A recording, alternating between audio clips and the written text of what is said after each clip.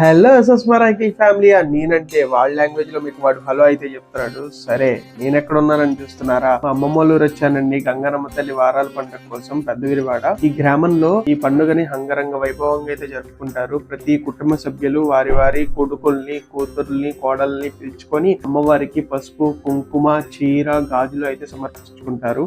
అదే విధంగా మా కుటుంబం తరపు నుంచి మా మామయ్య అత్త ఇద్దరు కలిసి అమ్మవారికి ఆ పసుపు కుంకుమ చీర గాజులు అయితే సమర్పించారు.